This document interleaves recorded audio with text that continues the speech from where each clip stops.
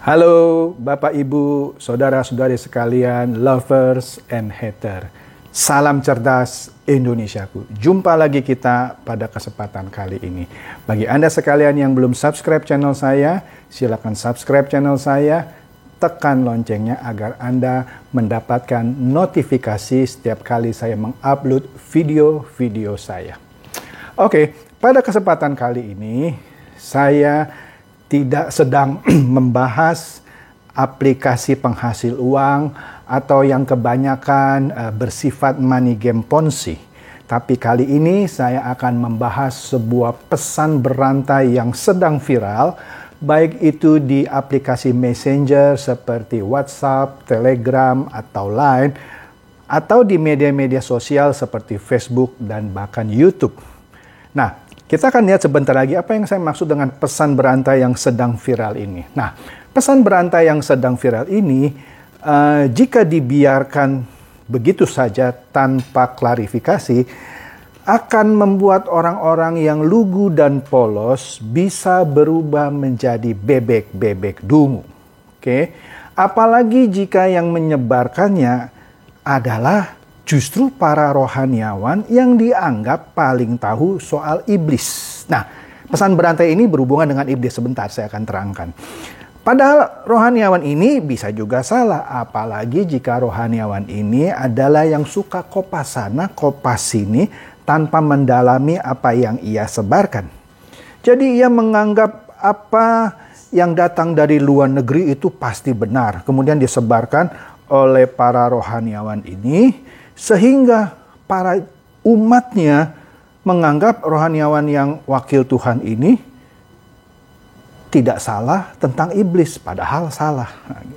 Sebentar, ini menarik.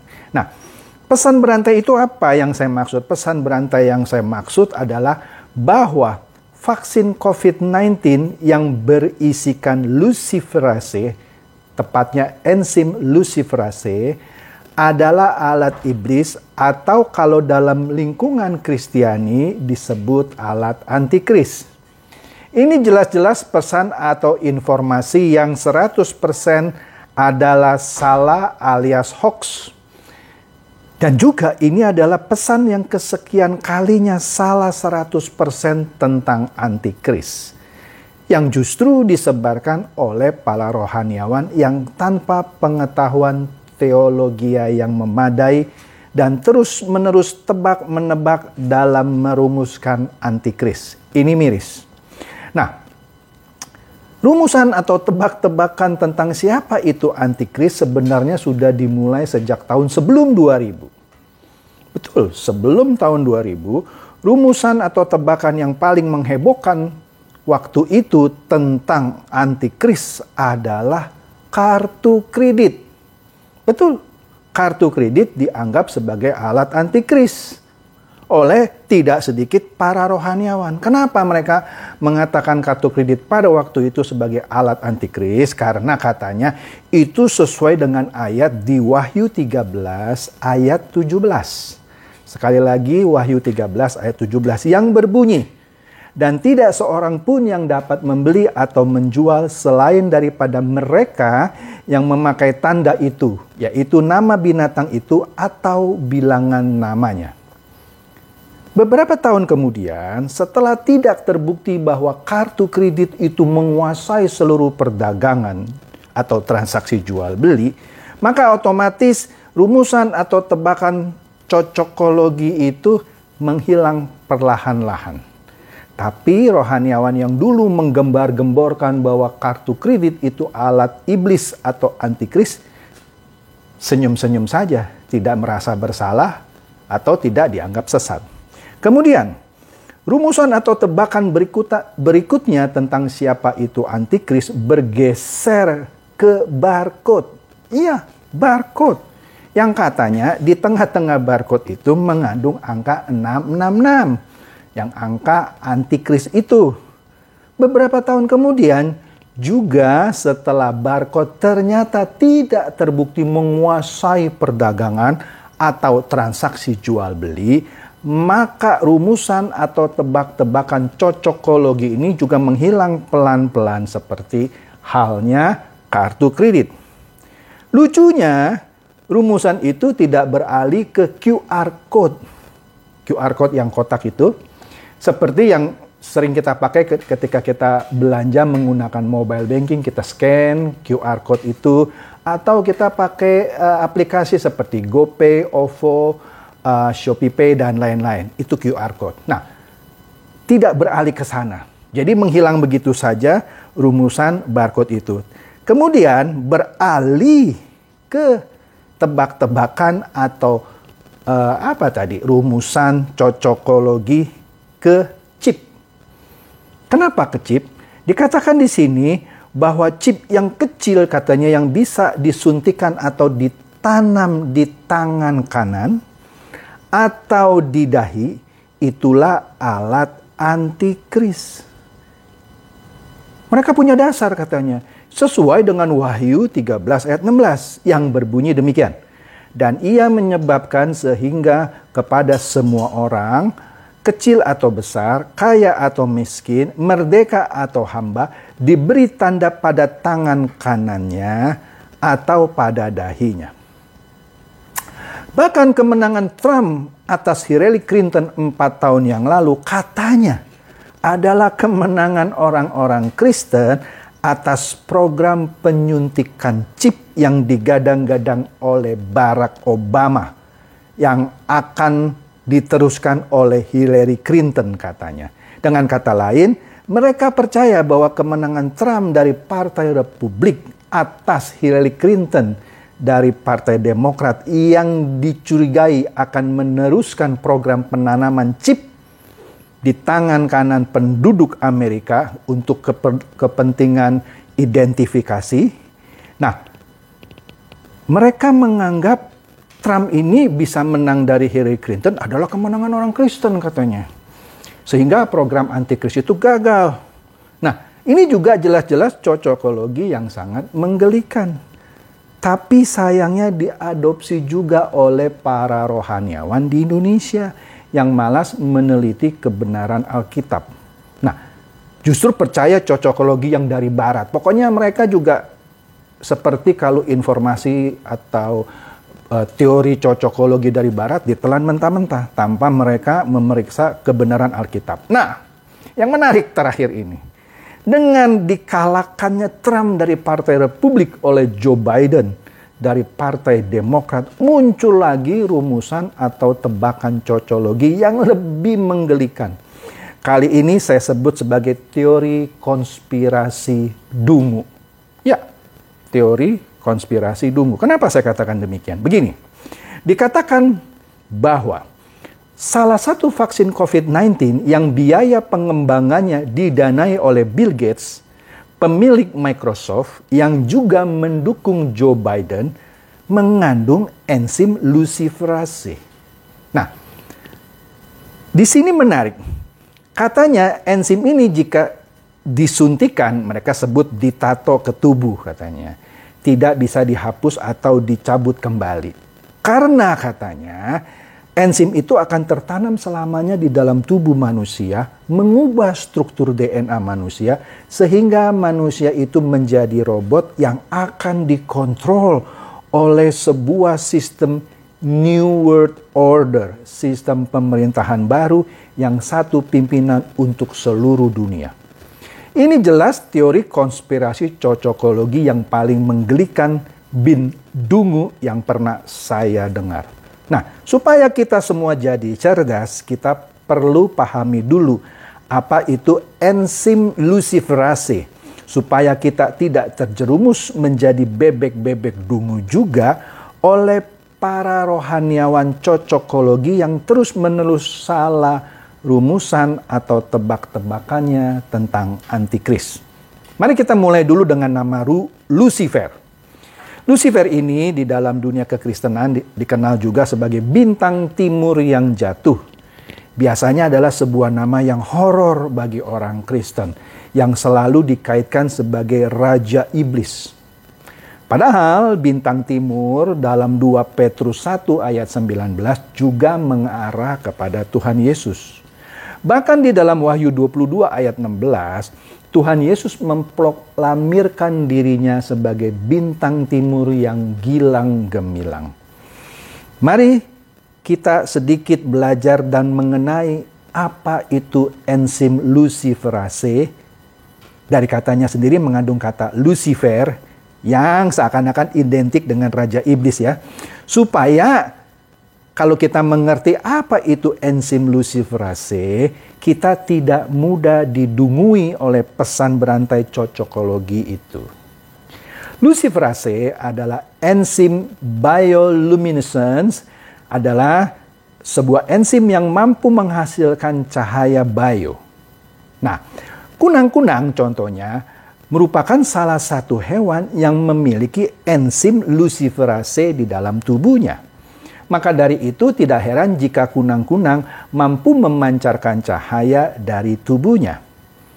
Enzim ini sudah ada sejak ribuan tahun. Dia tidak mengubah DNA, tetapi dipakai sebagai luminometer. Nah, kalau Anda lihat di sini, Anda bisa cek di website goldbio.com. Di sini ada gambar, cuman saya yakin hurufnya kecil-kecil. Anda bisa masuk ke goldbio.com. Di situ diterangkan perjalanan waktu penelitian mengenai enzim luciferase ini.